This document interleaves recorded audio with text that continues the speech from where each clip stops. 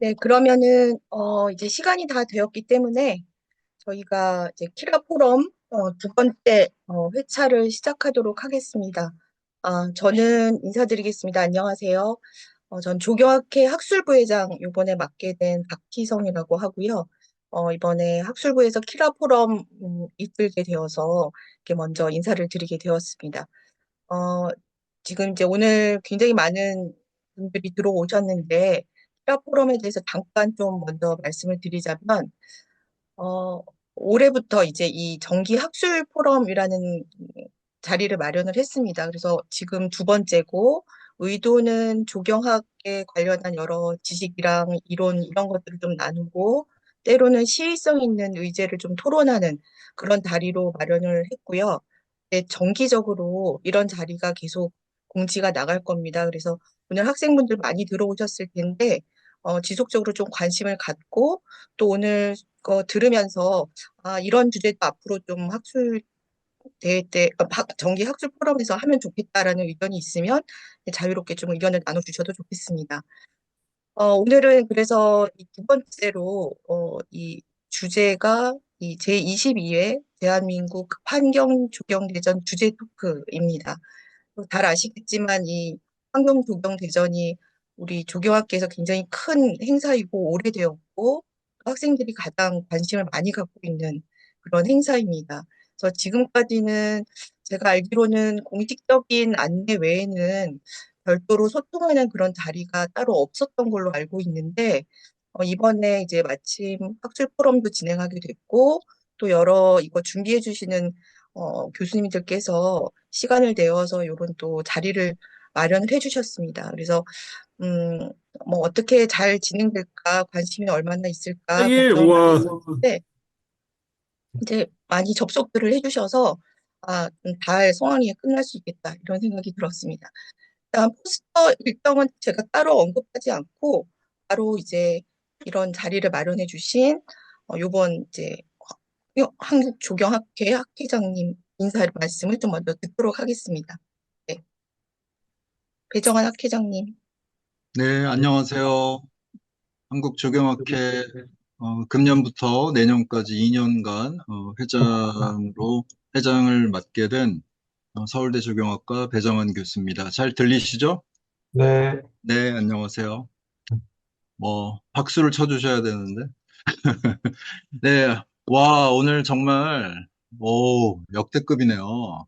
지금 현재 참가자가 320명 정도를 돌파하고 있습니다. 제 기억으로는 전국의 조경학과 학생들이 이렇게 학술 행사에 한 번에 이렇게 많이 모인 거는 지난 52년간 처음이 아닌가 하는 그런 생각을 하게 됩니다.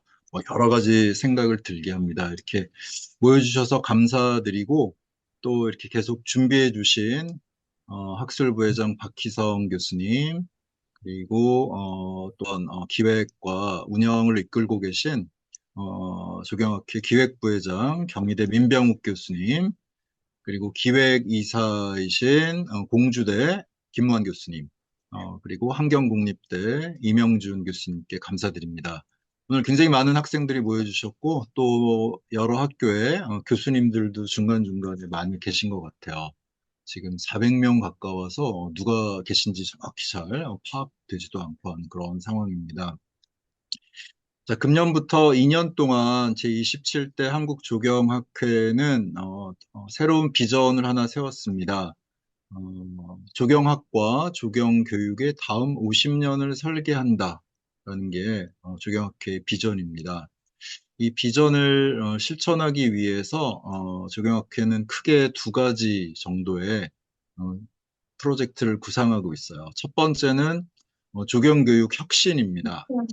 오늘 자세하게 말씀드리기는 어렵지만은 대체로 전국 조경학과의 교육 현실을 검토해보고 앞으로 더 어떻게 발전해 가야 할지 이런 기초 조사들을 진행할 예정이고요.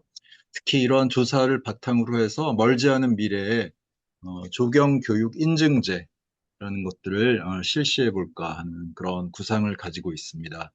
또 설계교육 네트워크라는 것도 조직되어서 전국의 여러 설계 교수님들이 활동해 주실 예정이고요. 그리고 두 번째 프로젝트는 조경 지식의 생산과 저장, 그리고 소통이라는 그런 프로젝트입니다.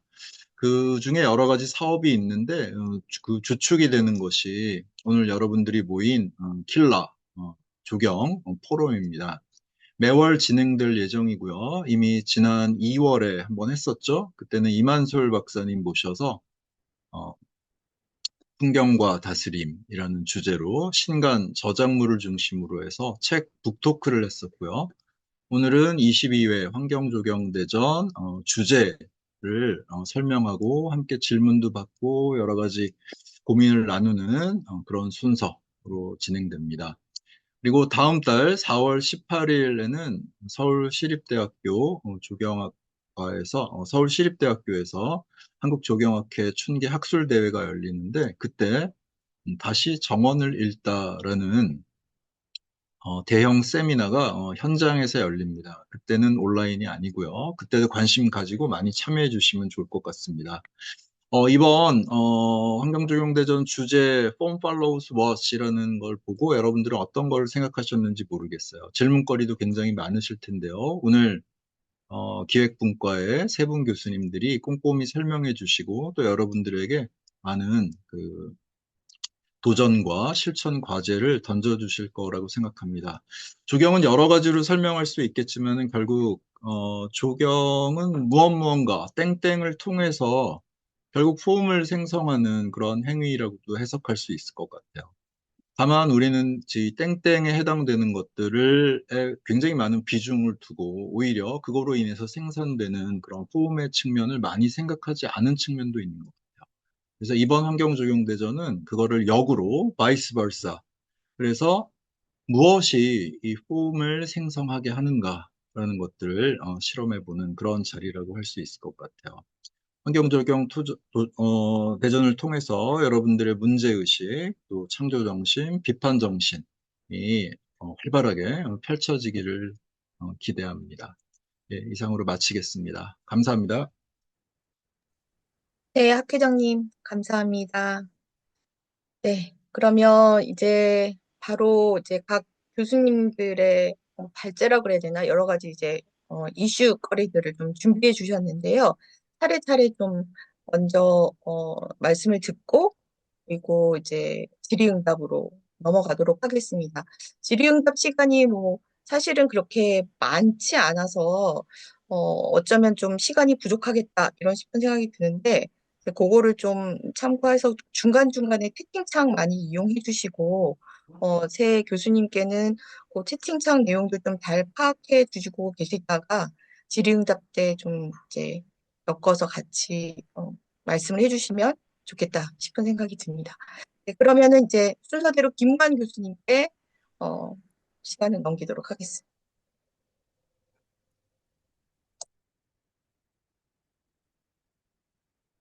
네, 학회장님 인사 말씀 감사드리고, 예, 학생 부회장님 감사합니다. 먼저 저희가 지금 민병욱 교수님, 임영준 교수님하고 지금 저희 이번 공모전 주제를 준비를 하면서, 기존에 저희 이제 환경조경대에서 나왔던 주제들을 다시 한번 검토를 했습니다. 그런데 뭔가 이제 좀 서로 공통적으로 얘기가 나왔던 게 빠진 부분이 있는데 정작 저희가 그 현대조경사에서 배웠던 저희가 열광했던 많은 유명한 작가들의 다양한 그들의 어떤 디자인적인 특성이 묻어나는 그러한 형태들이 왜 우리 환경조경대전에서 나오지 않을까라는 좀 얘기들이 있었습니다.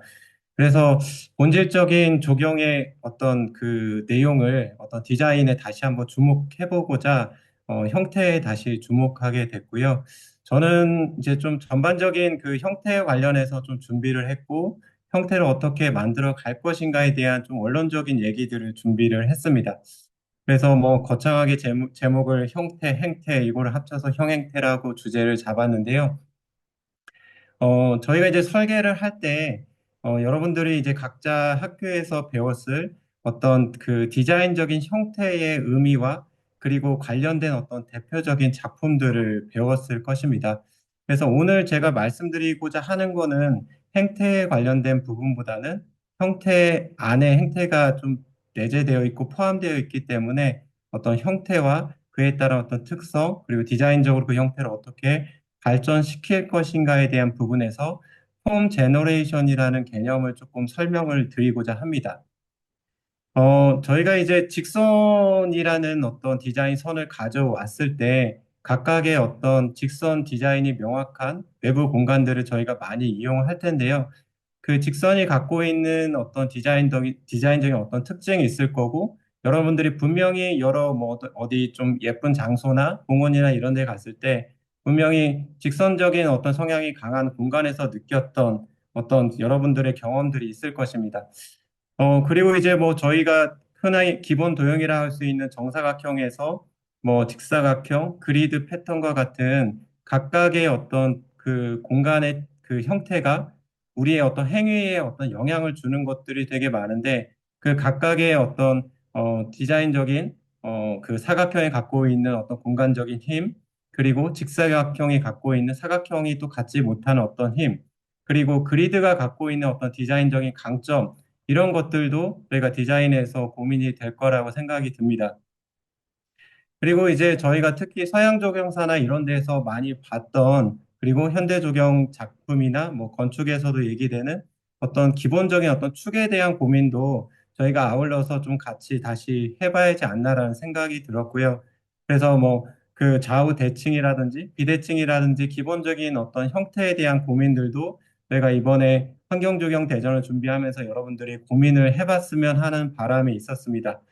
그리고 이제 뭐 대각선이라든지 혹은 어떤 삼각형, 다각형의 형태들, 이러한 것들이 뭐 마샤 슈왈츠라든지 뭐 저희가 현대적인 작품에서 들었던 로렌스 할프린이라든지 뭐 이들의 작품들에서 나타났던 이러한 어떤 선들, 디자인적인 형태들이 우리가 또 어떻게 인식하고 우리 디자인 안에 어떻게 녹아들이게 할 수 있을 것인가에 대한 고민을 좀 같이 해보면 어떨까라는 생각을 했습니다.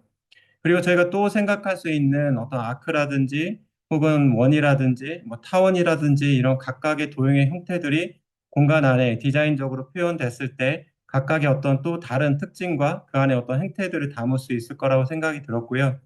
그리고 어떤 곡선이라든지 자연에서의 다양한 오게닉한 어떤 쉐입들이 저희가 디자인적으로 고민을 해봐야지 않나라고 생각이 들었습니다.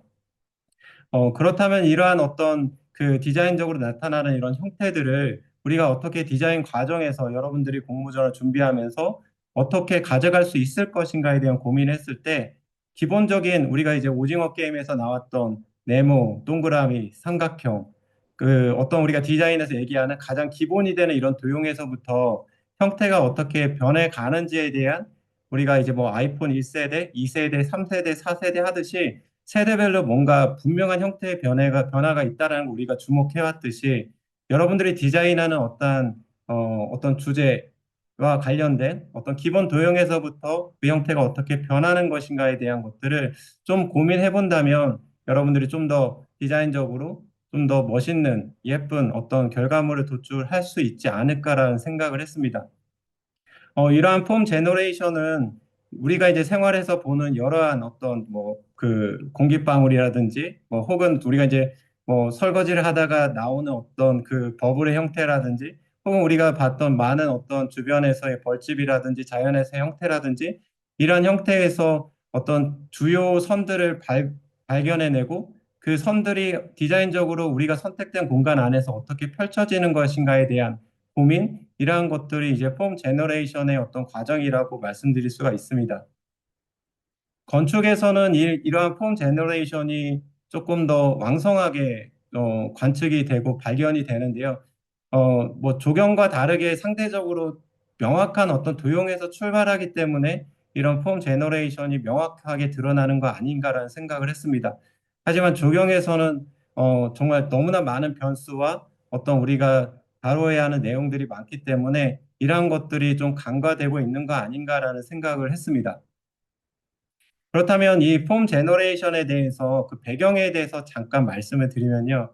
이제 1960년대, 70년대에 이제 프로세스 아트라는 개념이 이제 본격적으로 나타나면서 그러한 개념이 조경 설계에 상당히 많이 영향을 끼쳤습니다. 뭐 프로세스 아트라고 해서 거창한 건 아니고 어떻게 보면은 어떤 창작 과정에서 어떤 그 과정, 변화하는 과정의 결과물이 아니라 생성되고 변화되는 어떤 과정을 중시하는 것을 보여주자라는 것이 어떤 프로세스 아트 관점에서 많은 아티스트를 통해서 보여줬던 어떤 작품들이 있었는데 이런 것들이 조경이나 건축가들에게 당시에 많은 영향을 끼쳤다고 합니다. 그렇다면 우리가 이 형태, 기본적인 여러분들이 생각하는 그 형태가 어떻게 변하는 것인가에 대해서 생각을 해봤을 때 이제 프로세스 아트에서 얘기하는 수많은 어떤 동사들을 생각할 수가 있습니다. 뭐 직관적으로 그들이 어떤 형태에서부터 굴리고 접고 보관하고 구부리고 늘리고 이런 어떤 동사들을 여러분들이 생각할 수 있을 텐데 여러분들이 이런 다양한 어떤 여러분들 행위, 디자인 과정에서 생각할 수 있는 여러 역동적인 동사적인 어떤 관점에서 여러분들이 하는 행위들 이러한 것들이 여러분들 디자인 통해서 좀 창의적인 여러분의 어떤 형태들이 나올 수 있지 않을까라고 좀 생각이 들었습니다. 그래서 이 프로세스 아트적 조경 설계 필요를 통해서 개인적으로 조금 의도하고 싶었던 부분은 어떤 디자인 과정에서의 해방, 기존의 엄격한 틀에서 벗어나서 어떤 전략적인 어떠한 그 결과물이 아니라 여러분들의 어떤 계획적이고 결과적인 어떤 분석도 중요하지만 너무나도 중요하지만 그것보다는 어떠한 형태적인 어떤 과감한 어떤 변화나 창의적인 방향이 나왔으면 하는 어떤 생각들이 좀 있었고요. 그리고 이제 어떤 시간이란 요소가 디자인 과정에서 앞에서 설명드렸던 여러 동사들, 그러한 것들을 적극적으로 끌어들여서 단순히 어떤 정적 결과물이 아니라 시간에 따라 발전한 어떤 과정에 주목한다면 우리가 좀 더 재미있는 어떤 폼들을 만들 수 있지 않을까라고 생각을 했습니다. 그리고 어떤 자연의 예측할 수 없는 힘과 반복할 수 없는 어떤 우연성을 우리의 어떤 디자인 과정에 포함시켜 볼 수 있지 않을까라는 생각이 들었고, 그렇게 된다면 여러분들의 작품들이 고유하고 독특한 어떤 특성을 갖게 될 것이라고 생각이 들었고요. 지금의 개인적으로 생각하는 우리 조경업계에 많은 어떤 작가들이 계시는데 그런 분들이 본인들의 어떤 색깔이 묻어나는 저거는 A 설계사무소 어떤 소장의 작품이야라는 것들이 좀 더 명료하게 드러나는 것들이 한국 조경에서 좀 필요하지 않나라는 개인적인 어떤 문제의식이 있었습니다. 그래서 뭐 좀 오래된 분이고 여전히 영향력을 끼치는 하그립스의 앱스트랙 아키올로지라는 개념, 뭐 거창하게 보일 수 있지만 뭐 특별한 뜻은 아니고요. 하그립스가 어떤 지형이나 어떤 형태의 변화를 어떤 점토나 모래를 통해서 그 어떤 대상에 대해서 여러 직관적인 어떤 시도들을 통해서 본인의 어떤 디자인의 어떤 방향을 결정했던 과정이라고 볼 수 있는데 이러한 여러분들의 어떤 그 폼 제너레이션을 하는 과정에서 기본적인 점토나 어떤 모래, 이러한 어떤 변형이 쉽게 가능하고 어떤 이제 균질한 어떤 물질을 가지고 그림이나 도표가 아닌 직관적인 여러분들의 좀 창의성이 묻어날 수 있는 그런 어떤 디자인적인 어떤 접근이 필요하지 않나라는 생각을 했습니다. 그래서 뭐 여러분들이 점토를 쓸 수도 있고, 그리고 모래를 쓸 수도 있고, 좀 더 어떤 다양한 어떤 재료를 통해서 디자인을 발전시켜가는 과정에서 좀 더 창의적인 어떤 형태의 변화와 그에 따른 결과물이 나왔으면 하는 생각이 있었습니다. 그리고 이제 최근에 개인적으로 조금 좋아하는 복트라는 어떤 조경가, 해외 조경가의 어떤 디자인적인 접근에서 미니어처 파노라마라는 개념상에서 그의 작품의 어떤 여러 가지 접근들을 볼 수 있었는데, 뭐, 여러분들이 뭐 거창해 보이는 개념일 수 있지만, 별거 아닙니다. 여러분들이 그 마블에서 그 어벤져스 중에서 앤트맨을 생각하시면 가장 쉬울 것 같은데, 가장 축소된 형태에서 바라보는 어떤 삶을 혹은 좀 더 여러분들이 거대해져서 좀 더 큰 시각에서 어떤 사물을 바라봤을 때 새로운 어떤 시각들이 나타날 수 있을 텐데 복드 같은 경우는 뭐 그 자기 사무실 근처에서 조약돌을 가지고 본인의 어떤 디자인적인 어떤 중요한 키로 삼고 디자인을 발전시키는 과정들이 있었습니다. 그래서 어떤 새로운 형태들이 기존의 어떤 정형적이고 좀 더 유행하는 어떤 디자인이 아니라 본인이 색깔이 드러나는 어떤 디자인들을 제시하는 작가라고 할 수 있고요.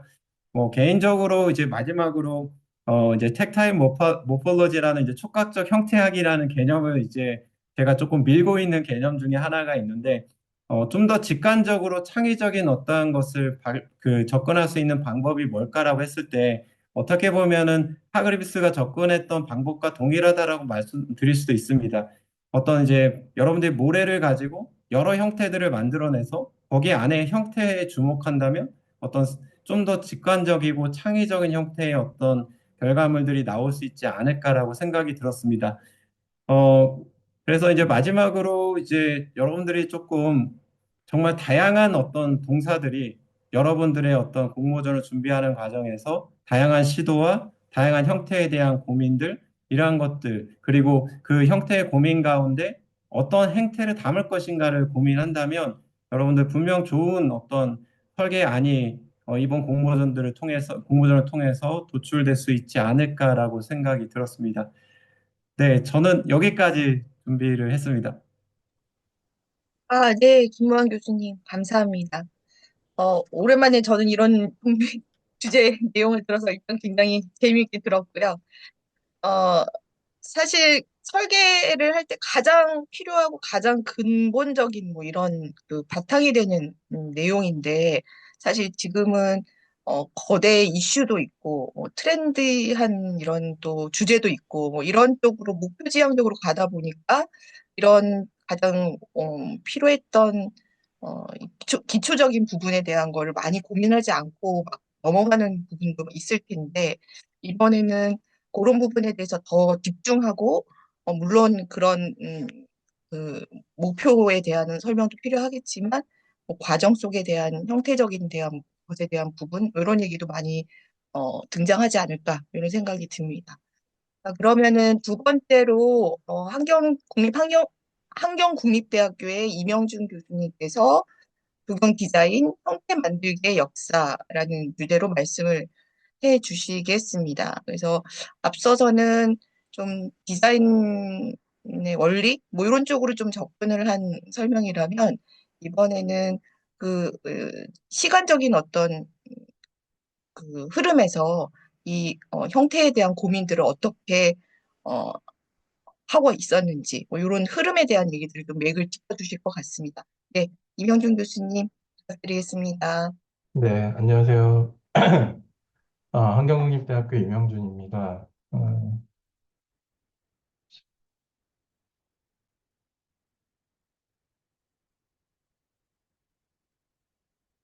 네네. 저는 조경 디자인 형태 만들기의 역사라는 제목으로 오늘 발표를 준비했습니다. 그래서 오늘 환경 조경 대전을 준비하는 학생들과 조경학 전공 뭐 여러 실무자나 또 연구자들에게도 조금이나마 좀 도움이 되면 좋겠다라는 생각으로 준비를 했습니다. 어, 이번 환경조경대전의 주제가 Form Follows What이라는 주제입니다. 그래서 우리말로 하면 이제 뭐 형태, 형식은 따른다, 무엇을 뭐 이렇게 번역을 할 수 있겠는데요. 제가 이제 학생들을 만나서 이야기를 좀 나눠보니까 뭐 어떤 좀 경향들이 있었어요. 근데 저는 이제 뭐 뜻밖의 이제 반응이어가지고 좀 놀래긴 했었는데 이 학생들이 대부분 이게 질문형이라고 생각을 하기 때문에 이제 왓에 해당하는 것들을 다 이렇게 뭐 어떤 답을 이렇게 만들어 오더라고요, 학생들이. 그래서 이 주제는 어떤 무언가에 대한 우리가 정답을 뭐 구하기 위해서 제안이 된 것은 아니다. 그리고 조경 디자인에서 다만 형태를 생성을 하는 것에 대한 고민과 그런 탐구를 해보라는 의도에서 좀 제안이 된 것이다라고 제가 좀 학생들에게 이야기를 하긴 했습니다. 그래서 가만히 생각을 해보면 제가 예전부터 제 글에서 이제 보이지 않는 조경이라는 단어를 좀 언급을 하긴 했었습니다. 어, 이 보이지 않는다, 조경이 보이지 않는다라는 건 무엇일까 생각을 해보면 우리는 이제 조경을 랜드스케이프 아키텍처라고 하고 스스로 경관을 만드는, 즉 창의적인 어떤 디자인 분야의 하나라고 생각을 하고 있고 이 센트럴파크를 비롯한 굉장히 그레이트한 그런 위대한 마스터피스를 많이 가지고 있음에도 불구하고 사실은 대중들이 생각하기에 이것을 디자인되었다라고 생각하는 사람은 저는 거의 주변에서 보지를 못했어요.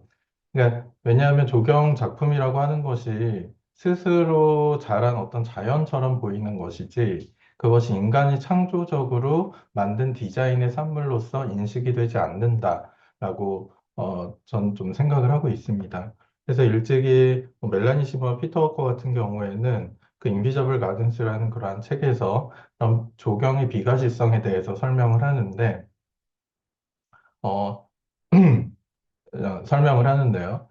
경관이 스스로 성장한 자연처럼 보이기 때문에 예술가가 디자인한 산물로 인식되지 않는다. 이런 말로 요약을 할 수 있을 것 같습니다.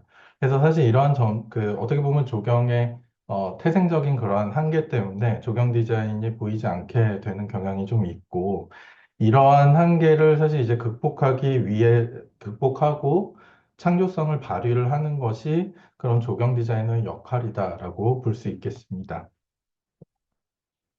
그래서 앞서 설명한 그런 뭐 옴스테드 센트럴파크의 그런 그 미학적인 기원은 흔히 잘 알려져 있듯이 18세기 영국의 풍경식 정원으로 거슬러 올라간다고 할 수 있습니다. 철저하게 이제 디자이너에 의해서 디자인이 된 것이고, 그리고 토목공사의 산물이긴 하지만, 사실 이제 일반인들이 봤을 때는 거의 이제 자연처럼 보이거든요. 사실 이런 부분들이 쟁점적이라고 볼 수가 있습니다. 그리고 이러한 그 풍경의식 정원이라고 하는 것은 잘 알려져 있듯이, 그 17세기의 이제 역사주의 풍경화, 바로크 시대 역사주의 풍경화인 클로드 로랭의 이러한 그림의 세팅들을 가져왔다라고 볼 수 있죠. 그래서 이러한 목가적인 풍경을 어, 모티브로 한 정원이 풍경의식 정원이고, 그렇기 때문에 픽처레스크라는 우리가 미학적인 용어를 얘기를 할 수가 있습니다. 이렇게 어떻게 보면 이렇게 스스로 자라나는 그런 자연을 다루면서 또 동시에 인간의 개입, 즉 창조성을 동시에 보여줘야 하는 것이 조경 디자인의 어떻게 보면 숙명이다, 도전 정신이다라고 할 수가 있습니다. 최근에는 이제 컴퓨터들이 굉장히 많이 사용이 되게 되면서 이러한 목가적인 풍경이 컴퓨터 드로잉에도 굉장히 잘 나타나 있습니다. 그래서 여러 이제 이론가들이 주목을 했듯이 저를 포함해서 다양한 그러한 조어들을 사용을 해서 그런 디지털 그런 그 드로잉이 가지고 있는 이러한 과거의 목가적인 풍경의 어떤 이상들 이런 것들에 대해서 비평적으로 혹은 좀 도전적으로 진단을 하는 경우들이 꽤 있습니다. 그래서 이번 환경조경 대전은 사실은 그 보이지 않는 그러한 조경, 보이지 않았던 그러한 조경을 보이게 만드는 것. 그래서 디자인으로서 어떻게 우리가 대중들의 시선을 좀 사로잡을 것인가에 대한 고민에서 환경조경 대전의 주제가 나왔다라고 말씀드릴 수 있습니다. 그래서 역사적인 내용들을 간단하게 좀 살펴보면 결국 이제 이 주제는 이제 이 형태에 대한 것으로 우린 주목을 할 수밖에 없는데 이 형태는 사실 우리가 구체적인 형태라고 이야기를 할 수도 있겠지만 조경의 어떤 그 역사를 여러분들이 다 그래도 아실 테니까 이런 부분들을 좀 보면 양식들, 예를 들면 뭐 풍경화식 양식이나 혹은 뭐 모더니즘 양식 이런 양식들도 사실은 폼의 일종이라고 볼 수 있습니다. 스타일이면서. 그래서 이런 것이 그러면 어떻게 도출이 되어 왔는가에 대해서 우리가 좀 진지하게 탐구를 해보자. 라는 그러한 의미를 담고 있습니다. 그리고 환경조경대전 이제 설명문을 보면 그 왓에 해당하는 것을 이 기능과 가치라고 명시를 하고 있는데요. 그래서 환경, 사회, 문화적인 다양한 기능과 가치. 사실 이렇게 보면 여러분들은 또 생각을 할 거예요. 도대체 그러면 뭐 어떤 것을 하라는 것일까? 이렇게 아마 궁금증이 많으실 텐데 학생들이 사실 정답이 있는 것이 아니라 여러분들이 이러한 형태를 만드는 것에 좀 더 집중을 하면서 어떠한 그 시대적인 가치들, 동시대의 가치들과 기능들을 담을 수 있을 것인가를 좀 탐구를 해보자라는 그러한 의미에서 제안하게 된 주제라고 여러분들이 생각하시면 될 것 같습니다. 그래서 이 형태 만들기의 역사는 어, 흔히 우리가 조경의 양식들을 보면 이 포멀과 인포멀로 구분을 많이 합니다. 그래서 포멀은 이제 정형식이라고 하고 인포멀은 비정형식, 비형식적인 그런 정원이라고 이야기를 하는 경우가 많습니다. 그래서 이 포멀한 것은 이 이탈리아의 르네상스 정원이나 프랑스의 정형식 정원, 이런 정원처럼 인간의 어떤 디자이너의 의도가 직접적으로 드러나고 혹은 강조되는 그런 흐름들을 담고 있고 또 인포멀한 그러한 양식이라고 본다면 앞서 이야기한 그 영국의 풍경식 정원이나 옴스테드식 그러한 정원처럼 어, 형태가 있음에 불구하고도 인간들의 그러니까 대부분의 그러한 사람들에게는 그것이 그냥 스스로 자라난 그러한 자연처럼 보이도록 그러니까 인간의 개입이 보이지 않게 설계가 된 그런 그 양식들을 이 비정형 양식이라고 볼 수 있습니다. 그래서 고대 그 이집트의 정원부터 시작해서 사실 그 포멀한 역사부터 사실은 시작을 하고 있습니다. 그래서 이러한 형식들을 만드는데 어떠한 것들이 어, 그 와세에 해당하는 것들이 무엇이 있었을까? 역사에서 간단하게 좀 설명을 하면 그 고대 이집트 정원은 소유주의 그런 어떤 권력과 그리고 내세, 그러니까 애프터라이프, 죽고 나서의 그런 어떤 세계에서의 평안 이런 것들을 드러내고자 노력을 했었고, 사실 그런 것뿐만이 아니라 좀 기후적인 측면들이 분명히 존재하고 있습니다. 잘 아시겠지만 이제 사막 기후이기 때문에 물이 굉장히 중요했었고, 그렇기 때문에 이렇게 신성시된 그러한 물들을 배치를 함으로써 공간들이 이제 구성이 되게 되는 그런 형식들을 가지고 있습니다. 그리고 고대 로마의 페리스텔리움은 사실은 이제 주택 정원의 일종이라고 볼 수 있습니다. 그래서 이 주택 정원의 경우에는 이 건축물과 이 정원 공간의 사실은 관계가 굉장히 중요합니다. 그래서 이러한 우리가 열조식 회랑을 그냥 대부분 뭐 그냥 이런 회랑이 있나 보다라고 생각을 하겠는데 사실 이러한 회랑이라고 하는 건 기본적으로 이 건축과 이러한 조경 공간의 어떤 그 관계성 그러니까 어떻게 이동하고 무엇을 볼 것이고 하는 그러한 동선과 그런 전망과 이런 것들을 고려한 공간이라고 볼 수가 있습니다. 그리고 중세 클로이스터 가든이나 그리고 사실 그 이슬람의 사분원 등을 우리가 보면 그 이렇게 십자가로 되어 있는 공간을 십자가의 형태로 나누고 이렇게 정원들을 형성을 하는 그러한 양식들이 있어요. 그래서 얼핏 보고 구체적으로 보지 않으면 이 클로이스터 가든이나 이런 이슬람 사분원이 좀 비슷한 거 아닌가라는 생각이 들 수도 있는데 사실 우선 종교적으로 내용이 다르죠. 그래서 중세 클로이스터 가든의 경우에는 아무래도 기독교적인 그러한 상징성 때문에 그러한 십자들이 그 기독교의 십자가를 상징한다라고 이야기를 하는 경우들이 있고 수도승들의 생활 공간이었기 때문에 조용해야 됐고 또 조용해야 됐기 때문에 좀 폐쇄성을 지니고 있고 이러한 열조회랑 같은 경우도 그 앞서 살펴본 그런 그 로마의 그런 정원하고 는 조금 다르게 굉장히 그러한 동선들을 제한을 하고 있죠. 그래서 들어올 수 있는 공간들을 굉장히 제한적으로 만들고 있습니다. 그리고 그와 다르게 이제 이슬람의 사분원 같은 경우는 이슬람 경전이 이제 코란에 나오는 그러한 천국, 그 잔나를 형상화하는데 거기에 보면 이제 네 개의 강이 있죠. 그래서 우유, 꿀, 포도주, 물을 상징하는 이러한 그 물길들을 네 개를 이렇게 네 개의 물길들을 만들면서 공간을 구분을 하게 됩니다.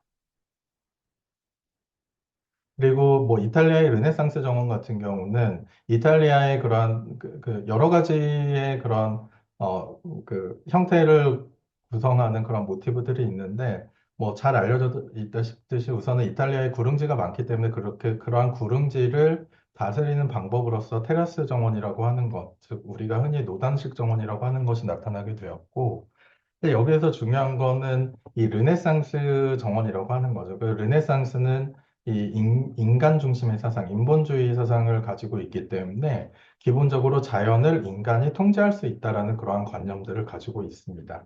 그래서 이 뭐 명확한 축과 공간의 분할과 이러한 것이 인공적으로 만드는 것이 그러한 아니, 자연에 대한 인간의 어떤 우월성 등을 상징을 하고 있다라고 볼 수 있습니다. 그리고 당연히 뭐 이러한 이탈리아 르네상스 정원의 중요한 그러한 클라이언트들, 그런 빌라 소유주의 권력들을 상징을 하기 위해 다양한 그런 로마 시대의 조각상들이 배치가 되기도 했고요. 그리고 그 자연에 대한 그런 어떤 인간의 통제를 가장 명확하게 그 공간적으로 보여주는 것이 이 프랑스의 정형식 정원이라고 할 수 있습니다. 그래서 그러한 축을 바탕으로 해서 비례와 대칭 등을 조화롭게 비례 대칭으로 공간들을 조성을 하고 있고 중간에 놓여 있는 그러한 분수대 자체, 분수를 뿐만 아니라 이 공간에 있는 거의 모든 것은 그 자연의 어떤 힘, 순리 같은 것들을 거스리는 인간의 어떤 기술력, 힘, 그리고 절대 왕권인 이 루이 14세의 어떤 힘들을 보여주는 그런 공간이라고 할 수가 있습니다. 그래서 이러한 포멀 가든과 좀 다르게 영국의 이제 풍경의식 정원이 18세기에 나오면서 인포멀한 그런 양식들이 유행을 하게 됩니다. 그래서 이 영국의 풍경의식 정원은 앞서 설명을 했다시피 그러한 그 어떤 직선들이나 어떤 축을 사용을 한다기보다 이런 자유곡선 등을 사용을 많이 해서 자연스럽게 보이는 실제 자라나는 자연처럼 보이는 그러한 환경 등을 조성을 하려고 노력을 했습니다. 그리고 정치적인 것들을 또 함유를 하고 있었는데요. 어, 프랑스가 절대왕정을 상징을 하고 있다면 그런 중앙집권적인 권력들 등을 거부를 하고 이 영국에서는 이제 입헌군주제나 의회 정치를 상징하는 것으로서 이러한 정원이 비유되고 또 조성이 되고 또 정치가들에 의해서 논의가 되기도 하였습니다.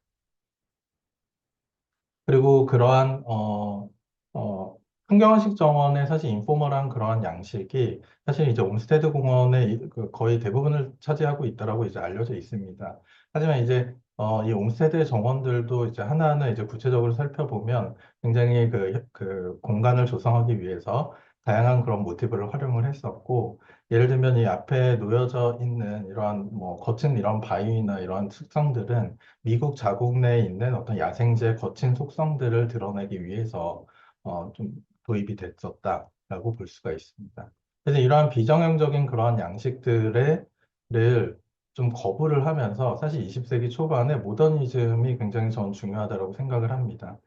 그래서 이 모더니즘 시대의 작품들을 보면 인간의 개입, 이거는 누가 봐도 디자이너가 만든 것이다라고 하는 그런 인상을 주기에 충분한 그런 작품들이 많이 발표가 됩니다. 그래서 초기에 이제, 프랑스의 이런 모더니즘에는 뭐, 여러분이 보면 아시겠지만, 그 회화의 그 입체파의 영향을 받은 것으로 좀 알려져 있고, 좀 더 이제 발전된 형태로 이제 바이오모픽이라고 해서 이 생물 형태적인 그러한 그 자유곡선의 라인들이 그 모더니스트들에 대해서 이제 많이 연구가 됩니다. 그래서 경직되지 않으면서도 굉장히 유려하고 그러면서도 또 이제 인간의 디자인적인 개입이 명확하게 이렇게 보이는 그런 스타일들을 디자인을 했습니다.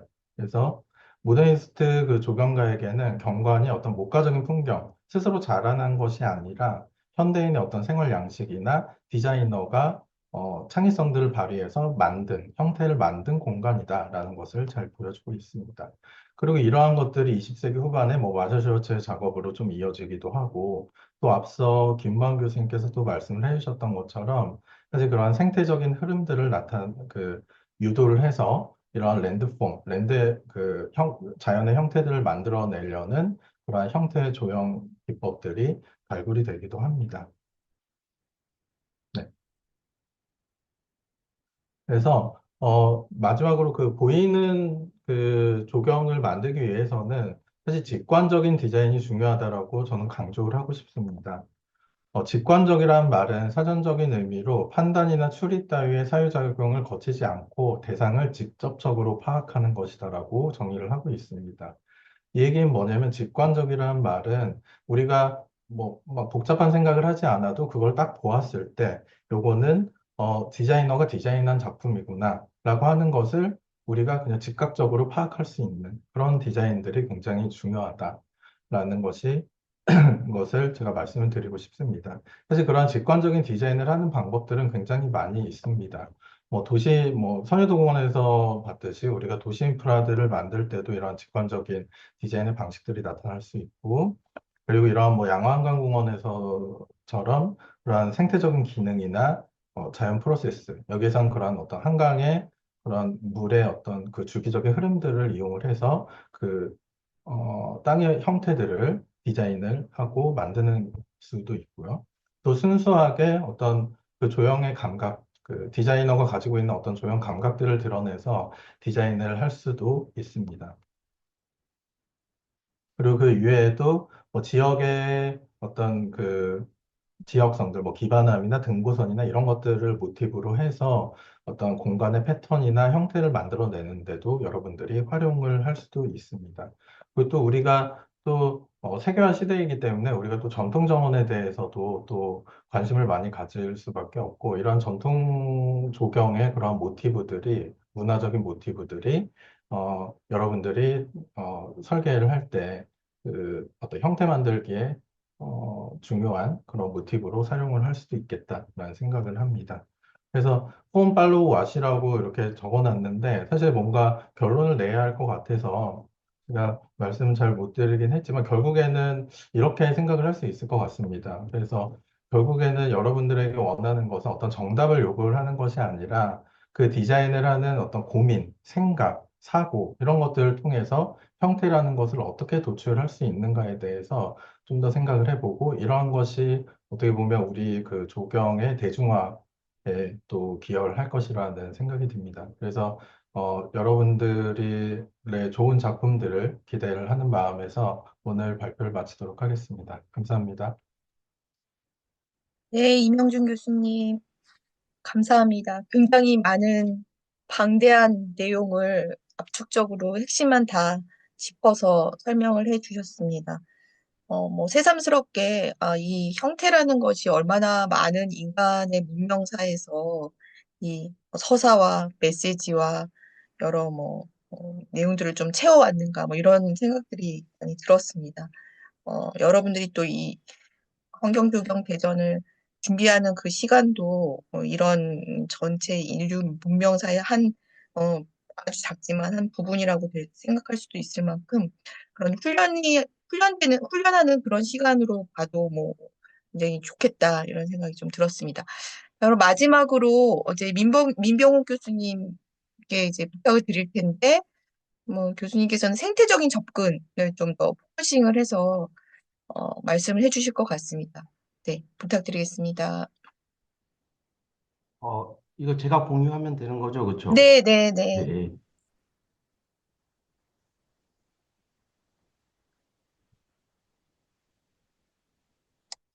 잘 보이시나요?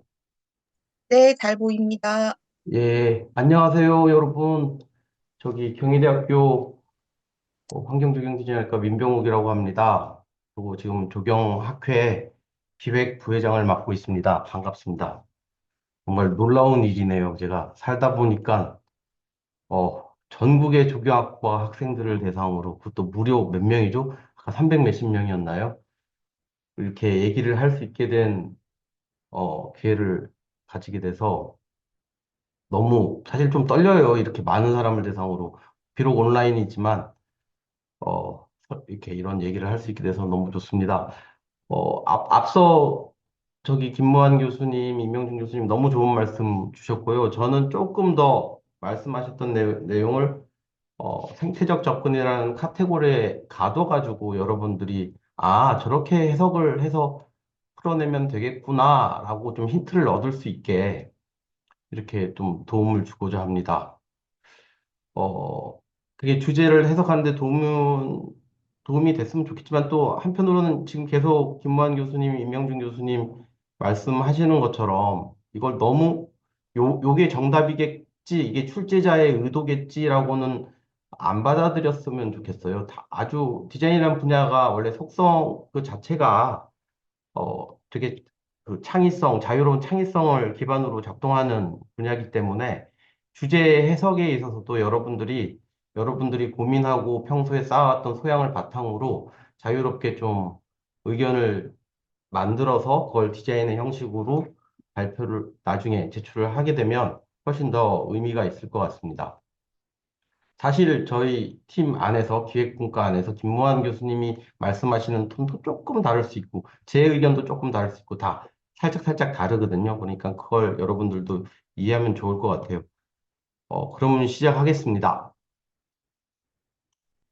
저는 나름대로 제 경험과 공부한 그런 걸로 형태를 어떻게 만드는 게 제일 좋더라는 어떤 뭐랄까, 포뮬라 같은 게 있어요. 그래서 저는 저희 학교 학생들을 가르칠 때 꼭 요걸 보여주고 가르치는데, 디자인이라는 게 설계 디자인은 결국은 문제를 해결하는 행위인데 우리가 여러분들 교과서에서도 배우고 선생님들한테 많이 잘 배우겠지만 여러 가지 방식으로 땅의 문제를 진단을 내리잖아요. 뭐 사회학적으로도 보고 물리적으로도 보고 시각적으로도 보고 이렇게 내린 진단에 대해서 여러분들이 처방을 내릴 때 어떻게 처방을 내려야 되나 그리고 그 처방은 결국은 형태라는 결과물로 이렇게 귀결이 되는데 제가 봤을 때는 거의 한 세 가지 처방의 카테고리가 이렇게 생기더라는 거죠. 그 처방의 요인들은 뭐냐면 하나는 이미지라고 제가 얘기를 붙이고 두 번째는 공간의 프로그램, 세 번째는 걔네들이 어떻게 연결이 되고 어떻게 진입이 되고 흔히 얘기해서 사람의 이동 동선, 뭐 진입, 길, 다리, 그러니까 사람의 흐름이 만들어지는 거. 그리고 아까 이미지라고 얘기했던 거는 아름다움에 관련된 거죠. 어떤 공간에 처방을 낼 때 저건 아름답게 만들어야 되겠다. 그 아름다운 장면이 어떻게 시퀀스를 가지고 연결이 돼야 되겠다.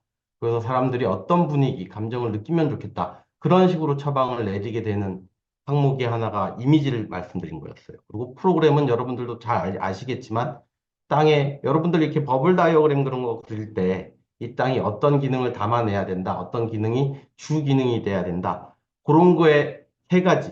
그러니까 이미지, 프로그램, 연결, 동선이 이제 주로 되는데 그 세 개가 잘 밸런스를 잡으면서 형태를 만드는 근거를 준다는 게 제가 이제 느낀 겁니다. 근데 거기서 이제 어쩔 때는 이미지가 강조돼야 되는 형태가 될 수가 있고, 어쩔 때는 프로그램이 이끌어 나가야 되는 그런 형태가 될 수도 있고, 어떤 때는 동선이 이끌어 나가는 형태도 될 수 있을 겁니다. 거기에 대해서는 아까 이명준 교수님이 말씀해 주신 그 세상의 이데올로기나 각종 이즘들도 있고, 그 땅이 놓여진 위치에 따라서 사회, 문화, 환경적 맥락을 바탕으로 조경가가 판단을 하게 되는 겁니다. 아, 요번 이 사이트는 좀 장면이 중요한 하나 더 곳이다. 할까? 네? 저 네, 사이트는 뭐야? 공간 프로그램을 난 뭐 상관없어, 근데. 주요 이 형태의 근거로 삼아야 되겠다. 아니면 어디는 동선이 주요 형태의 근거가 돼야 되겠다. 이렇게 나눌 수가 있다는 거죠. 이렇게 좀 제가 사례를 보여드리면서 이제 차근차근 설명을 해드리겠습니다. 그래서 좀 전에 말씀드렸던 게, 그러니까 IPC, 이미지 프로그램 커넥티비티의 균형이 대상지의 맥락 조건 등에 근거한 적용가의 가치 판단에 의해서 결정된다는 게 제가 주장하는 바이고요. 때에 따라서 뭐 이미지가 프로그램보다 더 중요하게 판단이 될 수도 있고 할 수도 있지만 이런 각종 변수들은 결국은 여러분들이 판단을 해야 된다는 겁니다. 그건 여러분들이 가지고 있는 세상에 대한 애정과 지식과 소양, 그리고 공부를 많이 해가지고 리서치를 바탕으로 하건 인문학적 뭐 소양과 어떤 정서적 감성이 있건 그런 걸로 다른 사람한테 설득을 할 수가 있어야 돼요. 이 사이트에선 이런 처방이 많이 강조돼야 됩니다. 그리고 그걸 근거로 삼아서 형태를 만들겠습니다. 이렇게 할 수 있다는 게 제 경험상 많은 사이트, 대부분의 거의 설계 대상지에 통하는 그 프레임워크였습니다. 구체적으로 사례를 보여드리자면 이미지가 강조되는 그런 맥락과 사이트들은 이런 게 있겠죠. 미술관이라든지 아니면 미술관이 아니더라도 어떤 사람들한테 어떤 장면이 여기서 펼쳐져야지 이 형태가 되어야지 그 장면이 만들어지고 이런 걸 느껴야지 이 경관의 가치가 높아질 수 있겠다. 이렇게 얘기할 수 있다는 거죠. 여기서 이 아름다움이라는 건 이 형태라는 건 형식 스타일이랑은 또 상관이 없습니다. 어떤 스타일이건 간에 이렇게 되게 정형적이고 아까 역사 시간에 배우셨겠지만 정형적이고 포멀한 스타일이건 목가적인 스타일이건 아니면 진짜 whatever 스타일이건 간에 여기에 적합한 이미지를 추출하는 게 드러낼 수가 있는 게 이 설계의 근거가 된다는 얘기였고요. 프로그램이 주도하는 그런 프로젝트들을 보면 보통 대규모 큰 마스터 플래닝을 할 때 프로그램이 큰 형태를 만들어주는 어떤 근거가 될 수 있고 또 목적이 아주 뚜렷한 그런 대상지들이 있죠. 예를 들어서 밑에 보이는 놀이터라든지 운동시설 같은 건 규격이 얼마 돼야 되고 형태는 최소한 어떻게 돼야지 그런 활동을 할 수 있고 그런 게 아마 여러분들은 알고 있을 거예요. 거기에서 시작을 해서 그걸 스타일로 이렇게 변신시키는 거는 여러분의 몫이 되는 거죠. 그래서 이렇게 뭐 제일제당 마크 같은 요런 거 많이 유행하고는 했었죠. 저런 형식에다가 적절한 액티비티라든지 랜드 유스가 담길 수 있느냐 판단하고 여기선 이런 형태가 효과적이겠다 되면 여러분들이 이렇게 만들 수가 있는 겁니다. 세 번째 요인으로 제가 제시 드렸던 거는 동선일 거예요. 커넥티비티라고 좀 더 크게 확장을 해서 여러분들한테 말씀을 드렸는데 대부분 이제 동선과 진입에 대한 얘기입니다. 사실은 설계를 많이 하다 보면 제일 처음에 땅 평면의 형태를 만들어가는 근거로 삼기가 가장 용이하고 쉬운 어떤 항목이라고 볼 수도 있을 겁니다. 대상지의 입구가 어디가 잡혀야 되고, 그건 어떤 논리적 근거가 생기겠죠. 뭐 대중교통이 버스 스탑이 있다든지 아니면 뭐 여러 가지 그런 주변 맥락을 읽어낸 다음에 그 시작점을 중심으로 해서 동선을 이렇게 거칠게 그리다 보면 형태가 싹 만들어지는 경우를 여러분들도 경험해 본 적이 있을 수도 있을 것 같습니다. 옛날 클래식한 정원 디자인이나 클래식한 뭐 픽처리스크 가든 디자인 뭐 그런 거에서도 그런 시도가 있었을 거고, 그걸 이렇게 모아놓은 교과서 같은 것도 있더라고요. 지금 최근 만들어진 이런 프로젝트에서도 처음 입구를 여기가 입구가 잡혀야 되고, 그러면 지금 이렇게 파편화된 녹지가 이렇게 분절이 될 수 있고, 그럼 길이 생기고, 가운데 큰 기존의 나무를 보존하면서 오브제 역할을 할 수도 있겠구나, 라고 이렇게 결론이 난 사례입니다. 어, 이게 제가 가지고 있는 어떤 일반론이죠. 제가 설계를 접근하고 저희 학생들한테 가르칠 때 이런 식으로 접근을 처음에 뭔가 형태를 만들어내기가 힘들다면 세 개 항목 중에 뭐가 여기서 제일 중요하고 그걸 끌고 나가야 되는지에 대해서 고민을 하면서 시작을 하다 보면 이미지가 프로그램과 동선을 끌고 들어갈 수도 있고 프로그램이 이미지와 연결성, 동선을 끌고 들어갈 수도 있고 아니면 두 개가 나머지 한 개를 끌고 들어갈 수 있고 여러 가지로 이제 머릿속에서 좀 지적인 고민을 하면서 그게 정리가 되는 걸 여러분이 경험할 수도 있을 것 같아요. 근데 제가 이제 제가 주제로 삼은 거는 생태적 접근이라는 거죠. 생태적 접근은 아까 이게 무게중심추가 계속 이동을 했는데 여기에 경관의 생태적 가치를 높일 수 있기 위해서는 이미지와 프로그램과 동선 아니면 기타 커넥티비티와 관련된 항목들이 어떤 식으로 작동을 해야 되냐 그런 얘기를 하고 싶은 겁니다. 근데 사실은 이 생태적 접근이라는 거는 사실 조경에서 생태적 접근이라는 게 약간 저는 이 동어 반복 같은 느낌을 받는다라고 생각을 할 때가 많아요. 경관이라는 단어, 경관적 접근이라는 표현과 생태적 접근이라는 표현을 아마 조경가들은 그걸 세밀하게 나눌 수가 있을 수도 있을 것 같아요. 자연과 문화를 이렇게 구별하는 것처럼. 하지만 저희 외부에서 봤을 때, 특히 건축가들이 봤을 때는 조경적 접근을 한다라는 얘기랑 생태적 접근을 한다라는 얘기를 같은 뜻으로 받아들이는 경우도 많이 경험했습니다.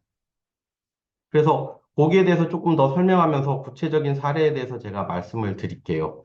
어, 경관의 생태적 가치를 높이는 이미지와 프로그램과 커넥티비티라고 얘기를 했습니다. 그러면 경관에 대해서도 조금 이해를 해야 되고 생태적 가치에 대해서도 좀 이제 이해를 할 수가 있어야 될 것 같아요. 그래서 경관의 속성은 아까 김무환 교수님이 프로세스 아트에서 다른 분야의 디자이너들이 막 이런 어떤 프로세스를 드러내는 그런 작업을 하면서 영향을 많이 끼쳤다고 하는데 아마 조경이 그걸 하기에는 제일 적합한 분야가 아닐까. 왜냐하면 경관은 계속 변화하고 그 변화하는 과정에서 스스로 변화하는 것도 있지만 우리가 클래식하게 뭐 랜드스케이프 퍼셉션 그러니까 환경인지 책으로 어떻게 나오죠? 환경 심리 행태론인가요? 그런 책에서도 얘기하고 있고 크게 얘기해서는 경관 미학이라는 분야에서 여러 가지 예전에 뭐 주비라는 유명한 학자가 이렇게 프레임워크를 제시한 이후로 계속 업데이트된 프레임워크가 나오고 있습니다. 근데 하나의 공통점이 뭐냐면 사람은 환경과 상호작용을 해서 그 산물로 경관을 만들어낸다는 얘기거든요. 그러니까 사람이 땅을 파가지고 뭐를 만들고 땅이 위에다 뭘 지으면은 땅이 바뀌는 거고, 그리고 그 땅은 또 우리한테 어떤 의미를 주고, 아니 농지로 만들면 우리한테 수확물을 주고, 집을 만들면 우리한테 쉘터를 주고, 이런 식으로 계속 상호작용을 하면서 서로 그 결과물, 겉으로 보이는 그 결과물이 경관이라는 얘기라는 거죠. 그러면서 시간이 거기에 계속 이게 시간이 제일 마지막 프레임워크 여기서 보면 오른쪽 밑에 있는 거예요. 결국은 그게 계속 시간을 통해서 그 변화에 또 영향을 끼치고, 그래서 되게 다이나믹하다는 얘기를 하고 있습니다. 여러분 혹시 이 영화 본 적 있나요? 김시표 룰기라고. 전 되게 재밌게 봤는데. 되게 저 배우도 되게 매력 있어요. 그리고 지금 이 배우랑 이 오리배가 서 있는 데가 한강 위에 저기 뭐야 밤섬이라는 그런 곳입니다. 어디냐면 이렇게 생겼어요. 밤처럼 털이 보송보송하다고, 이게 가시가 보송보송 나 있는 것 같다고 밤섬이라고 하는 곳, 그런 얘기도 있고, 여기 옛날에 밤나무가 많았다는 얘기도 있고, 막 여러 가지 얘기가 있습니다. 현재 이런 모습이에요. 여의도와 저기 마포, 강북을 이어주는 그런 서강대교 밑으로 이렇게 어, 자리 잡고 있는데, 지금 모습을 보면 되게 이렇게 뭐라고 할까? 아메바 같이 생겼나? 이런 모습으로 지금 우리 눈에는 보입니다. 하지만 옛날 지도를 보면 되게 얘가 그냥 가만히 저 모습을 가지고 있었던 게 아니라 다양하게 변화하고 있었다는 걸 우리가 알 수가 있습니다. 그러니까 1910, 고지도를 이렇게 고지도라고 해야 되나? 1910년에 30년대 여기가 옛날에 여의도 모습이고요. 여기 까만 제가 박스를 쳐놓은 데가 밤섬 위치예요. 근데 예전에 밤섬은 요런 산 모양이었는데 70년대 여의도를 모래 벌판 같은 여의도를 사람이 살고 뭐 도시의 기능을 담는 이렇게 공간으로 만들면서 밤섬을 다 다이너마이트로 폭파시켜서 그 골재를 이용해 가지고 섬 주변에 제방을 쌓고 섬의 모습으로 이렇게 만들었대요. 80년대. 그래서 70년대, 80년대 밤섬의 모습이 급격하게 변하는 걸 알 수 있죠. 그리고 나중에 밤섬이 다 없어져 버렸어요. 근데 나중에 그냥 내버려 두니까 한강 물밑에 있던 바위 암초에 계속 저기 퇴적물이 쌓여가지고 예전 땅 모양으로 자꾸만 이렇게 땅이 회복하려고 하는 그런 경향을 우리가 이렇게 볼 수가 있게 되는 거죠. 옛날 그 모습이래. 옛날 밤섬이 이런 모습이었대요. 이런 모습이었다가 밤섬 폭파하고 지금 이런 모습이 된 거죠. 그걸 이렇게 다이어그램으로 만들어 놓은 기사도 있던데, 이게 작았다가 점점 이렇게 변화하는 거예요. 그러니까 사람이 거기다 폭파하는 행위를 했고, 그 환경은 달라진 경관의 모습을 우리한테 보여주는 거죠. 그런 걸 보면 그 유명한 그 문화지리학자 제이비 잭슨이 얘기했던 거, 어, 그 우리가 만드는 경관이라는 거는 결국은 그 자연에서 이러한 현상, 그 자연의 프로세스라고 얘기하면, 아까 밤섬을 사례로 들어서 얘기를 하면 물이 계속 퇴적시켜서 뭔가를 계속 만들고 있죠. 멈춰 있는 게 아니라. 거기에 대한 속도를 인간이 조절해가지고 만들어진 게 경관이라는 거다. 이렇게 얘기를 하고 있습니다. 그런 경관이 그러니까 이렇게 멈춰 있는 고정된 게 아니라 계속 이게 뭐가 생성되고 없어지고 피고 지고 하는 어떤 프로세스가 있다는 걸 여러분들이 이해하면 좋을 것 같고요. 경관에 대한 얘기를 했으니까 이제 우리가 IPC를 통해 가지고 끌어올려야 되는 생태적 가치란 건 무엇인지 또 볼 수가 있을 것 같아요. 제가 챗GPT한테 물어봤어요. 조경설계 행위가 추구해야 되는 생태적 가치가 무엇인지. 그러니까 생물 다양성의 보존이 제일 첫 번째로 나오더라고요.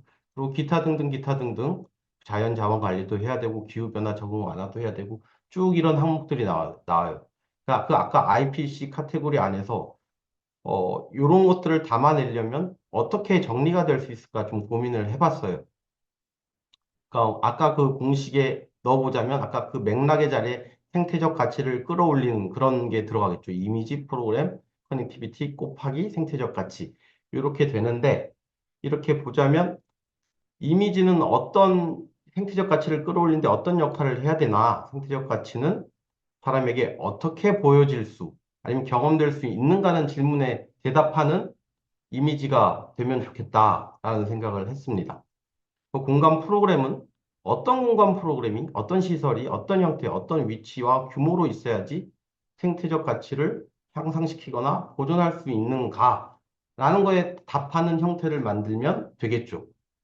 그리고 연결성은 마찬가지로 생태적 가치를 향상 또는 보존하기 위한 사람의 접근과 이동은 어떠한 패턴이고 그건 공간에 어떻게 반영되어야 하는가?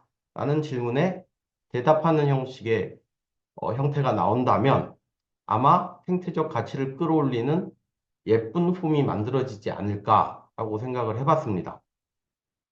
근데 기존 생태적 접근에 대해서는 어떻게 보면 반성도 필요하고 오해도 많이 있는 것 같습니다. 요 밑에 쪼르륵 붙여놓은 게, 그 유명한 이안 맥하그가 아래 보이는 요 우드랜드라는 텍사스에 있는 커뮤니티를 디자인할 때 플래닝 툴로 서스라고 가이드라인을 이렇게 만들어 놓은 거예요. 그래서 제가 처음부터 끝까지 다 한번 봐봤거든요. 근데 여기에서 어떻게 해야지 건강해지고 어떻게 사람은 어떻게 다녀야 되고 막 그런 얘기가 다 담겨져 있는데 하나 빠진 부분이 사람이 여기서 어떤 아름다움을 느껴야 하는가, 어떤 경관적 체험을 해야 되는가에 대한 항목이 빠져 있더라고요. 그러니까 많은 사람들이 생태적 접근은 사람들이 경험하는 아름다움을 그렇게 도외시하는 그런 접근이다라고 생각하는 경우가 사실은 많게 된 경우가 있습니다. 그래가지고 이 이후에는 아까 이병준 교수님이 말씀하셨던 그런 피터 워크 멜라니스모가 인비저블 가든에서 보이지 않는 적용, 그것만 만들어낸 원흉이라는 식으로 비판도 하고 그랬던 것 같아요. 근데 사실은 그게 아닌 것 같거든요. 제가 봤을 땐 굳이 그렇게 둘이 편나눠서 쌓일 건 아닌 것 같다. 그런 생각을 하게 된 거죠. 그걸 풀어내기 위해서는 우리가 그러면 어떤 접근을 해야 되나? 그게 제가 처음에 제목에서 만들었던 그럼 어떻게 만들고 어떻게 드러내야지 그 생태적 가치를 높이고 미적 체험도 할 수 있느냐? 근데 만들기는 아까 맥하그의 사례에서 보신 것처럼 어떻게 만들어야지 건강하다, 생태적 가치를 높이기 위해 땅의 기반을 만드는 거라고 우리가 이해할 수도 있을 것 같아요. 근데 드러내는 게 이제 많이 부족했던 거죠, 사실은.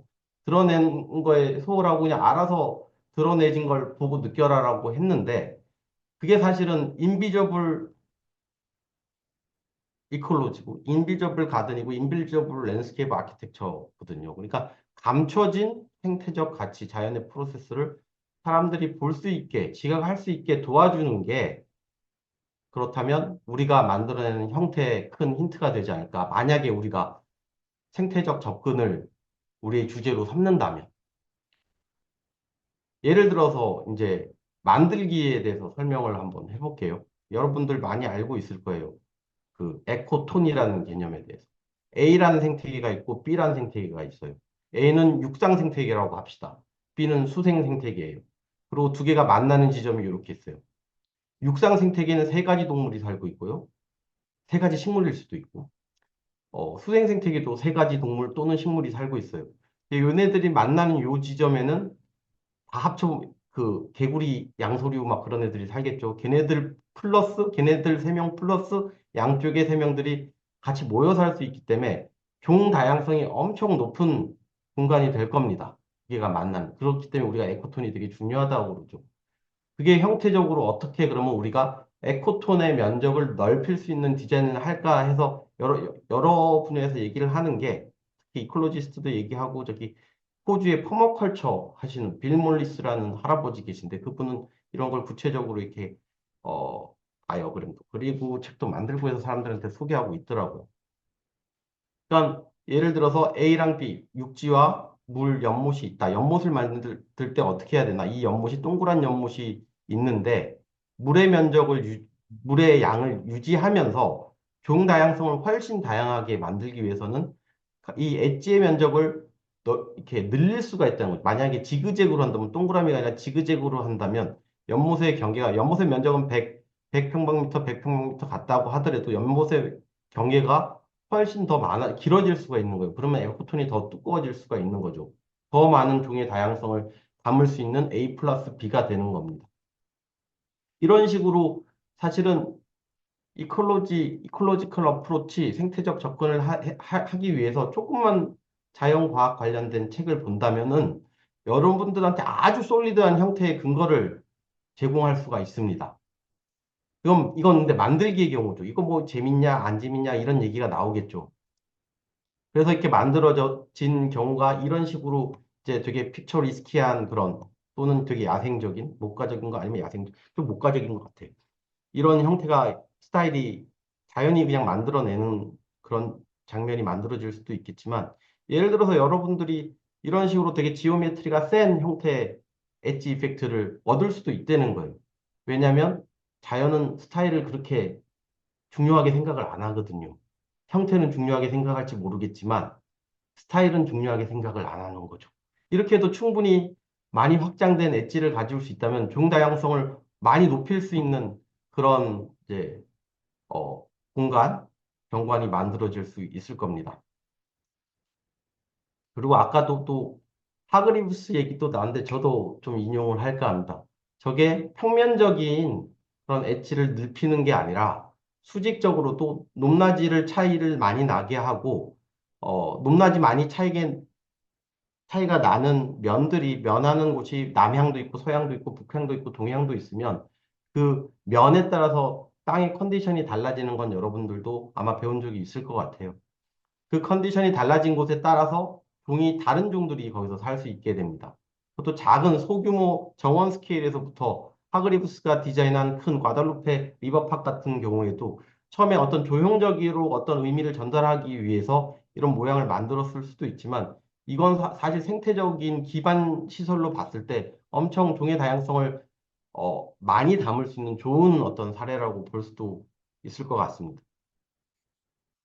그걸 좀 더 이제 과감한 디자인을 하는 팀에서 만나게 된다면 이런 형식의 퍼골라라고 이렇게 부르고 있는데 저기 네덜란드에 가면 유트렉이라는 도시 옆에 신도시가 만들어졌는데 거기에 맥시마팍이라고 큰 공원을 만들었어요.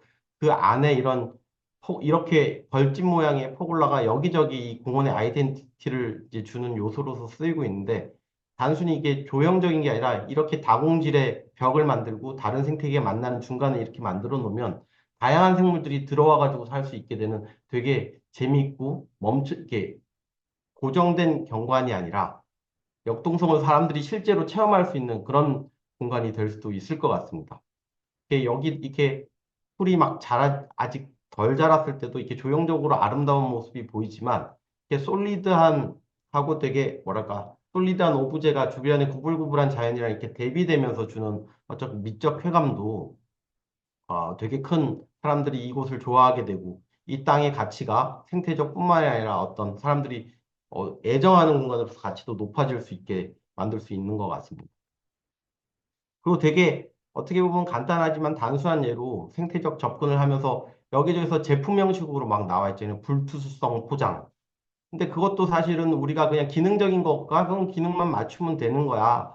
라고 생각하고 그냥 그 소재만 인도에다가 적용을 하게 된다면 이런 모습이 안 나올 수도 있겠지만 이 안에 아주 디테일한 패턴을 놓고 주변의 녹지랑 어떻게 연결을 해서 빗물이 왔을 때 땅으로 잘 빠지게 하고 동시에 사람들한테 어떤 미적인 아름다운 경험을 이곳에 왔을 때 하게 만들어 준다면 생태와 예술, 뭐 그런 거는 충분히 같이 화해를 할 수 있고 그 두 개의 어떤 인터랙션, 상호작용을 통해서 이전에 그냥 뭔가 조형적인 것만 만들려고 하던 흔들든지 아니면 그냥 아까 맥하그처럼 자연이 그냥 만들게 내버려 두라고 하는 형식이 된다든지 그런 것보다 훨씬 더 뭐랄까 협업에 의한 창의적인 공간의 형태가 나올 수 있을 것 같습니다. 자연과 인간의 진정한 협업이죠. 제가 아까 전 이걸 이렇게 영어로 써놨는데 아까 다른 선생님들 엄청 상냥하게 다 번역해서 넣어줘가지고 제가 다른 분들 등골이 오싹해가지고 바꿨어요. 챗 GPT한테 번역시켜가지고.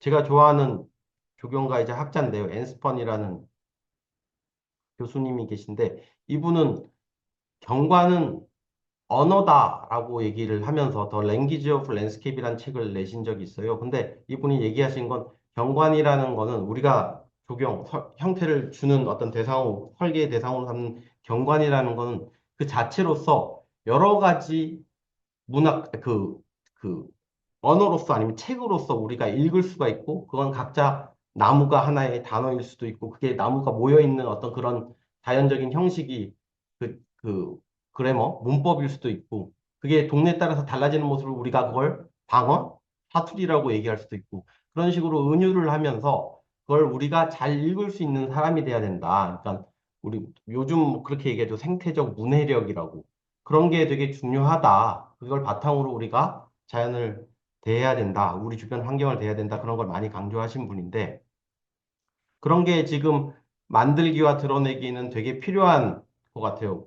혹시 여러분 이 시 아나요? 제비꽃에 대하여. 안도현. 예, 종종 학생들한테 이거 저기 양희은이 노래도 만들어 저기 노래로도 불렀는데 나중에 시간 나면 한번 들어보세요. 그냥 내용이 어떤 거냐면 이런 섬세하게 관심을 가지고 쳐다봐야지 제비꽃이란 존재를 알 수 있다는 내용이 여기 이 안에 들어 있어요. 자연도 그렇다는 겁니다. 제비꽃이 사실을 자연을 대표한다고 우리가 생각을 한다면. 그래서 이런 공간, 그야말로 진짜 레릿비죠. 그냥 냅둬요 경관이죠. 이거 그 유명한 두이스버그 노드에 있는 란샤프 파크입니다. 저 독일의 뭐 포스트 인더스트리얼 사이트의 어떤 대표 주자 중에 하나였는데 한때는 지금은 이제 저도 가봤는데 진짜로 이런 거친 모습을 그냥 담겨놨어요. 그리고 사실 여기선 어디는 이렇게 사람들이 의지에 의해서 디자이너가 형식을 줘가지고 식재를 하고 한 곳도 있지만 여기는 진짜 그야말로 막 이렇게 알아서 내버려 두라는 곳이죠. 근데 사실 이게 예쁘냐? 이거 맛있냐? 이렇게 물어보는 건, 어, 십몇 년 전에 저희 와이프가 저한테 평양냉면을 계속 먹이던 그런 기분일 것 같아요. 전 평양냉면이 정말 맛이 없었거든요. 슴슴하고, 이렇게 국물을 마셔도 잘 모르는데, 그걸 한 대여섯 번 계속 먹이니까, 이제 평양냉면이 좋아지더라고요. 그런 거랑 비슷한 것 같아요. 이것도, 야, 이게 엔스펀이 얘기한 여기 단어가 들어있고 문법, 아, 그래. 저게 단어 문법, 야, 여기 이게 얘가 얘기를 하고 있구나, 나한테. 계절마다 다른 얘기를 하네. 뭐, 이런 식으로 만약에 감상하는 능력이 우리가 다 가지고 있다면 아마 조경가가 필요 없는 세상이 될 수도 있을 것 같아요. 하지만 많은 사람들이 평양냉면을 처음 접해보는 그런 거기 때문에 예를 들어서 하이라인 같은 경우도 저는 평양냉면을 이제 먹을 줄 알기 때문에 사실 왼쪽 그림이 더 좋아요. 저, 저, 저 되게 거칠지만 저기 진짜 저게 더 인스타 감성 넘친다고 저는 생각하거든요. 근데 일반 대중들은 그렇지가 않단 말이에요.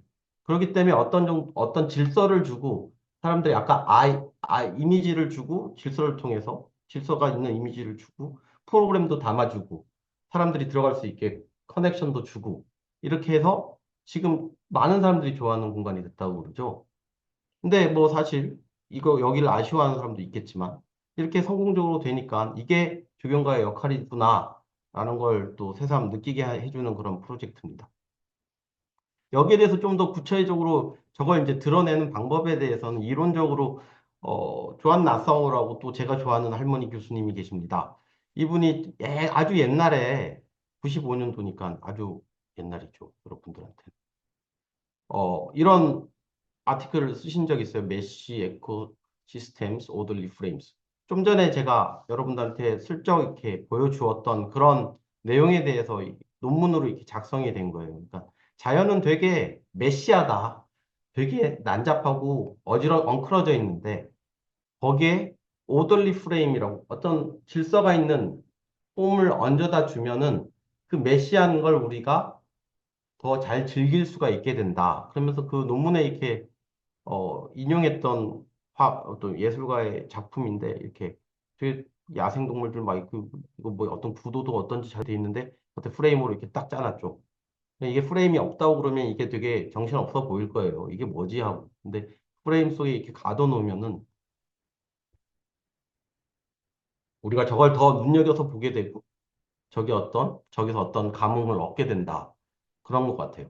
이게 사실 이게 단순하게 이 새들의 어떤 과학적인 뭐 동물 공부하는 사람들에게 정보를 주려는 게 아니라 얘네들 그냥 컴포지션을 이렇게 만들어 놓은 거거든요. 그걸 이제 조경가가 해야 된다는 거죠. 그걸 그 사례로 이제 당신이 직접 참여하셨던 프로젝트로 이렇게 설명을 합니다. 뭐 우리나라에서 얘기하자면 굳이 얘기하자면 생태공원 같은 거죠. 생태공원이 이렇게 만들어져 있는데 막 다 풀이 우거져 있고 야생처럼 돼 있는 거에 사람들이 그렇게만 놔두면 사람들이 애정을 가지지 않더라. 여기에 깨끗하게 정리된 잔디밭이 조금 들어가 있고 사람이 다닐 수 있게 땅이 질퍽질퍽한 진흙에 빠지지 않고 물가로 갈 수 있게 깨끗하게 정리된 형태가 이렇게 예측 가능한 형태로 가지고 있는 그런 길을 놔주고 그렇게 했을 때 이게 사람들이 이게 그냥 버려진 땅이 아니라 사람들이 관심을 가지고 있는 땅이구나. 나는 큐투 케어, 그러니까, 관심을 가지고 있다라는 어떤 실마리를 사람들한테 보여줌으로써 이 땅이 더 가치가 높아진다는 거예요. 미적인 가치도 높아지고 생태적인 가치도 그로 인해서 더 보존할 수 있게 되니까 높아진다는 개념입니다. 이런 건 사실 되게 많아요, 여기저기서 보면. 중국에 저기 아마 이거 뭐 이렇게 핀터레스트 같은 거 검색할 때 보신 적도 있을 수도 있는데 저기 투렌스케이프 그 콩지안 유라는 그 조경가가 이끄는 팀이죠. 거기서 저기 강변에 막 쓰레기 버리고 막 그랬던 강변 워터프론트 파크에 이거 사람들이 잘 쓸 수 있게 공원으로 좀 정리해 주세요라고 했을 때 되게 효과적으로 던졌던 전략이 이렇게 끊임없이 계속 이어져 있는 빨간 리본을 쫙 강변으로 놔둔 거예요. 그게 이제 앉을 수 있는 공간도 되고 애들이 뛰어다니는 공간도 되고 중간중간에 구멍을 내서 파초류 같은 거 이렇게 심어놨네. 그리고 밤에는 불도 들어오더라고요. 그러니까 이렇게 예측 가능한 조형성이 있는 어떤 이걸 프레임이라고 볼 수도 있는 거예요. 그러니까 프레임이라고 꼭 이렇게 딱 닫혀 있는 프레임이 아니라 그런 근거를 던져줌으로써 사람들이 이 안에 들어오게 되고 이 프레임을 바탕으로 해가지고 여기서 다양한 활동이 일어나고 어떻게 보면 또 이 프레임이 사람들이 다른 자연, 이게 보존해야 되는 자연으로 넘어가는 펜스 역할도 할 수 있겠죠. 그럼으로써 서로 사람의 활동과 자연이 건강하게 보존되는 게 서로 윈윈 되는 그런 게 있습니다. 좀 더 직설적으로 프레임 보면 이렇게 네덜란드 사례, 이게 그냥 페이퍼워크로 끝난 것 같은데, 네덜란드는 우리나라 논처럼 이렇게 땅이 이렇게 다 쪼개져 있어요. 쪼개져 있는데 되게 실험적인 프로젝트를 제안한 한 팀이 있습니다. 비스타 랜스케이프라는 데서 그 쪼개져 있는 데다가 네덜란드에서 형성될 수 있는 자연적으로 발생할 수 있는 자연을 5개 유형으로 나누고 그게 그 안에서 이제 어, 천이와 석세션, 천이와 어떤 환경의 변화에 이렇게 적응하면서 시간이 지나면 어떻게 그 안에서 그런 자연이 만들어질 수 있는가라는 실험을 제안을 한 적이 있어요. 그 예전에 원래 땅에서 쓰던 그 폴더 패턴을 프레임으로 삼고 각각의 그 그리드 패턴이 나눠진 곳에다가 뭐 이렇게 숲이 자라기도 하고 목초지가 자라기도 하고 그 네덜란드 특유의 그 핏웬랜드라고 해서 이렇게 진흙이 이렇게 오랫동안 압축받아가지고 이렇게 석탄화된 땅이 있거든요. 물도 같이 담겨 있고 그런 땅. 그리고 뭐 저기 뭐야 갈대밭 그리고 크게 물을 담을 수 있는 곳.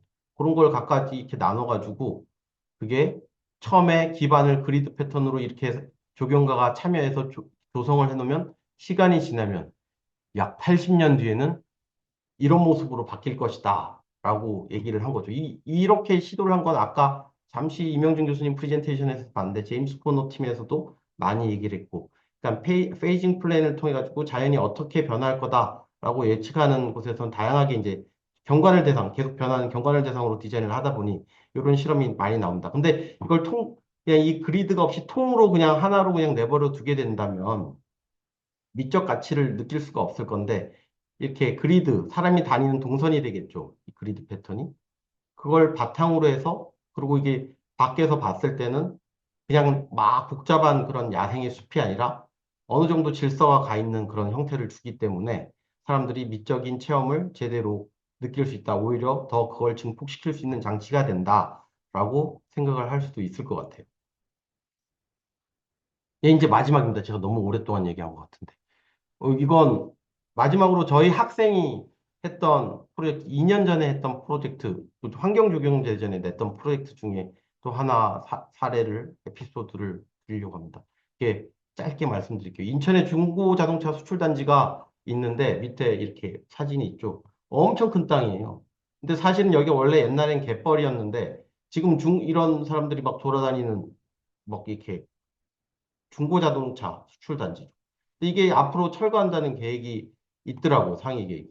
그래서 저희 학생들이 이걸 가지고 뭔가를 만들어 보자라는 프로젝트를 진행했었는데 그때 내놨던 아이디어가 이걸 다시 갯벌로 돌리기 위해선 위에 지금 중고자동차들이 잔뜩 있는 이 큰 주차장을 콘크리트를 다 걷어내서 맨 땅이 나오게 한 다음에 그게 지금 이게 서해 바다니까 그 조덕간만의 차가 심하죠. 계속 물이 들어오게 하고 나가게 하고 들어오게 하고 나가게 한다면 콘크리트만 없다면 그게 스스로 다시 갯벌로 만들 수 있지 않을까 그런 제안을 했던 겁니다. 그리고 그냥 야생에게 그냥 다 돌려주면 재미가 없으니까 걷어낸 콘크리트로 되게 조형적으로 예쁜 산을 만들어서 그 안에 건물도 집어넣고 그 위에는 그 공원으로 쓰고 그렇게 한다면 나중에 시간이 가면 처음에 이렇게 콘크리트 산을 만들어서 쓰고 있다가 점점 물이 왔다 갔다 하면서 이렇게 바뀌어가지고 예전에 건강했던 습지, 저기 갯벌 습지의 모습으로 바뀔 것이다 라는 제안을 한 적이 있습니다. 네, 이상입니다. 좀 이해하는 데 도움이 됐으면 좋겠습니다. 네, 민 교수님, 감사합니다. 뭐, 저는 듣고 있으니까, 설계에 열정이 있었던 아주 옛날 생각도 막 나면서, 지금 아닌 이 토크 주제, 이 포럼을 듣고 있는 여러 학생들도 환경대전, 또 환경조경대전 임하는데 굉장히 의지가 불타오르게 한 그런 내용들이 아니었을까 생각을 합니다. 근데 사실 좀 걱정을 하셨습니다. 민 교수님께서 그거를 뭔가 설명을 하는 순간 너무 하나의 색깔로 이게 통일이 되어서 그 다양한 아이디어가 나오는 거 오히려 방해하는 것 아닐까 이런 걱정을 하셨고 아까 또 처음 시작에도 그런 얘기를 잠깐 하셨는데 뭐 오늘 세 분 의견을 쭉 듣다 보면 이게 얼마나 넓은 주제이고 어, 그 자율성이 보장되는 뭐 이런 가능성이 열려 있는지 이런 걸 좀 파악을 하셨을 거라고 생각이 듭니다. 이제 좀 질의응답을 하게 될 텐데 사실 저희가 한 5시 30분까지 시간을 좀 잡아놨었는데 민 교수께서 워낙 상세하게 잘 설명을 해주셨고 해서 시간이 좀 넘기게 될 것 같기는 해요. 근데 뭐 너무 열심히 들어서 그런지 아직 채팅창에는 의견은 따로 않았고 지금부터는 그 질의응답 시간으로 해서 이제 환경조정 대전을 준비함에 있어서 좀 여러분들이 궁금했던 점, 뭐 앞으로 뭐 어떻게 해야 되는지 뭐 이런 것도 좀 궁금한 게 있으면 자유롭게 의견을 주시면 여기 민병훈 교수님 이하 세 분의 교수님께서 말씀을 좀 해주실 것 같습니다. 네, 혹시 누가 먼저 질문을 해주실 수 있을까요?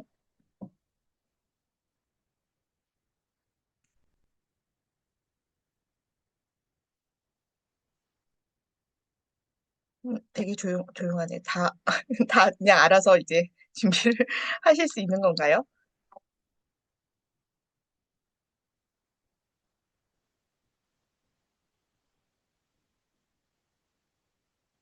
네, 그 그러면, 질문, 네, 네, 좋습니다. 기다리고 있었습니다. 누구실까요? 네, 안녕하세요. 지금 계명대학교 조경학과인 김용수라고 합니다. 네, 그 아까 자연의 예측 불가능성을 디자인 요소에 포함시키면은 그것도 좋다고 하셨는데, 그 자연의 예측 불가능성에는 너무 많은 요소가 있지 않습니까? 그래가지고 이에 대한 그런 뭐 예시나 그런 설명을 해주시면은 감사할 것 같습니다. 네, 김용수 학생이라고 하면 되겠죠? 어, 질문 주셨는데, 어, 어떻게, 민 교수님께서 이제, 그럼 제가 네, 자연의 예측 불가능성을 얘기한 적이 있나요? 아, 예측 불가능성? 그게 어, 무슨 의미일까요? 처음에 말씀해주신 교수님이 말씀해 주셨는데, 아, 김무한 교수님이요? 예, 아, 첫 선생님이셨군요. 네, 네. 자연의 예측 불가능성이라고 얘기하지는 않았고요. 약간 자연에서의 이런 어떤 패턴이나 이러한 데에서 뭔가를 좀 가져오자라는 얘기랑, 그 다음에 자연에서 어떤 시간 가운데 변화하는 그런 변화, 거기에 조금 주목해 보면 어떨까라는 생각이 있었고, 변화하는 과정에서 그 형태가 어떻게 변하는가, 그리고 그 형태에서 우리는 디자인을 어떻게 가져갈 것인가, 이러한 의도로 좀 말씀을 드렸습니다. 네, 어디 답이 되셨습니까? 네, 감사합니다. 네. 아, 그리고 뭐, 네, 요런 지금 채팅창에 이제 어, 그 조경대전 준비하면서 필요한 형식들 뭐 이런 것들을 뭐, 질문을 해주셨는데 접수 마감 예정일에 대한 얘기, 그다음에 팀원 수 제한, 지금 답변은 회에서 5명, 최대 5명으로 이렇게 얘기를 했고요. 마감일은 4월 초 정도에 공지를 할 예정이다. 그래서 조만간 너무 늦지 않게 이제 그 상세한 스케줄이 나올 거라고 생각을 합니다. 혹시 질문 드려도 될까요? 네, 네, 괜찮습니다. 네, 안녕하십니까. 단국대학교 녹지조경과 김인욱이라고 합니다. 아까 이명준 교수님께서 보이는 조경을 할 때는 직관적인 디자인이 필요하다고 했는데, 그럼 그 직관적인 디자인은 누구든지 작품을 보고 그 디자인의 의도를 확인할 수 있다, 의도를 파악할 수 있다라고 생각하면 될까요?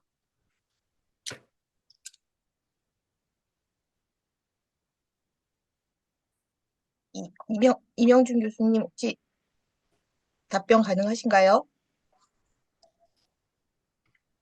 잠깐 자리를 비우셨나? 네, 응. 질문 감사합니다. 그러니까 직관적인 디자인은 사실 이제 디자인의 의도까지 우리가 파악을 하기는 쉽지는 않겠지만, 우리가 어떠한 디자인을 봤을 때 사실 그 조경 디자인이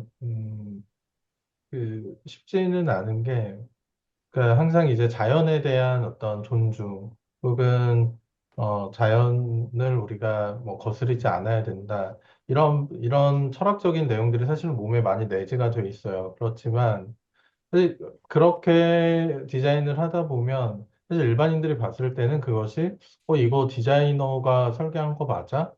사실 저는 지금 나름 그래도 적용을 오래 하긴 했지만, 주변에 진짜 거의 뭐 박사나 이런 분들도 많긴 한데, 제가 그 같이 뭐 어디 뭐 호텔 조경이든 어디든 이런 데 가도 이거를 조경가가 설계했다라고 생각을 하는 사람은 제가 본 적이 없어요. 그래서 이런 거 왜 그럴까? 이건 왜 나는 내가 적용하는 사람이니까 내가 이걸 디자인했다라고 생각을 하는데, 사실은 별로 그렇게 디자인했다라고 생각을 하는 사람들이 없거든요. 그렇기 때문에 우리가 너무나, 그러니까 뭐 자연처럼 보이는 그런 스타일들을 물론 추구를 할 수는 있는데, 그런 것이 그냥 정말 자연처럼 이렇게 보이기만 한다면 그것이 뭐 디자인이라고 할 수 있을까라는 그러한 어떤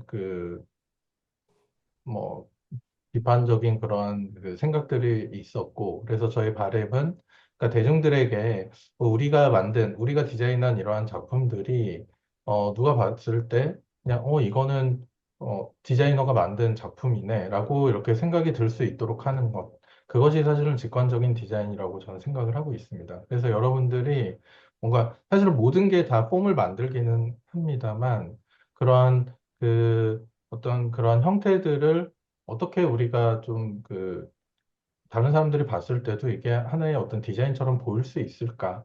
그런 부분들에 좀 신경을 써서 디자인을 해준다면, 기존의 어떤 환경조경대전에서 나왔던 그런, 어, 그, 어떤 접근법보다 새로운 것들이 많이 나오지 않을까라는 그런 기대를 하고 있습니다. 네, 감사합니다. 아까 그 민 교수님께서 이제 그 모두의 세 분의 이 내용이 같은 부분도 있지만 약간의 견해가 다른 부분들도 있다. 이렇게 그걸 잘 포착하고 이제 본인이 맞게 이제 소화를 했으면 좋겠다. 뭐 이런 얘기도 잠깐 하셨던 것 같은데, 뭐 그런 그러니까 형태를 봄에 있어서의 디자인에 어떻게 그걸 담을 것인가 하는 그런 얘기들은 각자 또 탐구하는 방법에 따라 정답이 따로 있는 것이 아니라 누구한테 어떻게 설득하느냐 이런 문제도 좀 중요할 거라고 생각합니다. 금방 임명준 교수님께서 말씀하신 것도 굉장히 중요한 부분이기도 하고, 근데 또 한편에서는 또 어느 시점에는 그 원형의 자연이 가장 최고의 미다라고 생각했던 적도 있거든요. 그래서 오히려 그것을 따라가는 형태를 또 추구했던 적도 있었기 때문에 그런 지점들도 있었고, 또 지금 이제 임영준 교수님께서 말씀하셨던 이제 직관적인 디자이너로서의 이제 가장 분명한 의무나 임무 이런 것들을 강조하는 또 그런 형태적인 측면도 분명히 있을 거라고 이렇게 생각을 합니다. 네. 주제 토크인 것 같아서 제가 그냥 한번 말을 좀 얹어봤습니다. 네.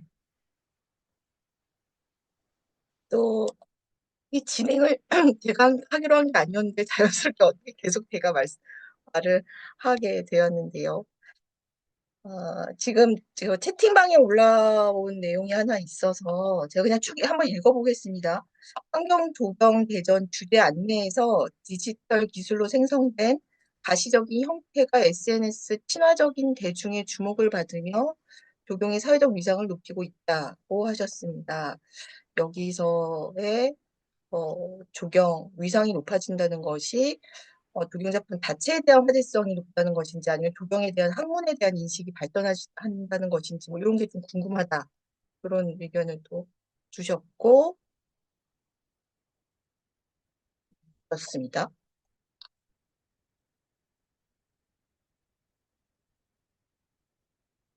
아마 그 주제 안내문에 대한 내용에서 좀 더 궁금한 점이 있고요. 이건 저희 기획분과에서 추가한 내용. 제가 되게 생소한데. 근데 제가 이해하기로는 두 개가 화제성이 높다는 조경 작품 자체의 화제성도 높고 조경이라는 학문에 대한 인식이 발전하는 것. 두 개가 다가 아닐까요? 굳이 그 나눌 필요가 있나? 화제성도 높아지고 인식도 발전하고 다 좋으네요. 네, 이건 그냥 맥락으로 봤을 땐 배경인 것 같아서 그냥 그렇게 두 가지를 네. 다 뭐, 포함한다 이렇게 이해될 것 같습니다.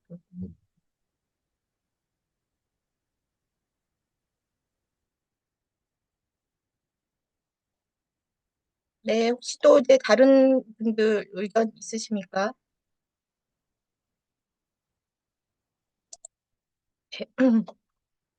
그러면 이 정도로 해서 이제 슬슬 마무리를 할까요?